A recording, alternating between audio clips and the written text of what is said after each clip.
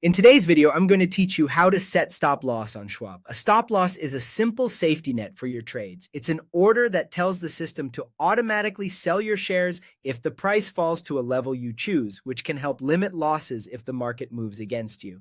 We'll do this on the Schwab website using the all-in-one trade ticket, and I'll explain what each choice means so you know exactly what you're submitting. First, go to the Schwab website and sign into your account. Once you're in, look for the trade option in the main navigation and open the all-in-one trade ticket. This is where you'll enter the details of your order. Start by typing the stock's symbol, like AAPL as an example. Set the action to sell, because a stop loss is a sell order you place against shares you already own.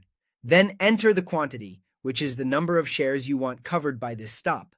Next, choose your order type. If you pick stop, you're creating a basic stop loss. When your stop price is hit, the order becomes a market order and sells at the best available price. If you choose stop limit, you get more control by setting a stop price that triggers the order and a separate limit price that sets the worst price you're willing to accept. Just know that stop limit can protect you from selling too low, but it may not execute if the price drops past your limit too quickly. Now set your stop price. For example, if a stock is at 100 and you want a cap downside at around 10%, you might enter 90 as your stop price. That means if the price falls to 90, your order is triggered and your shares are set to sell.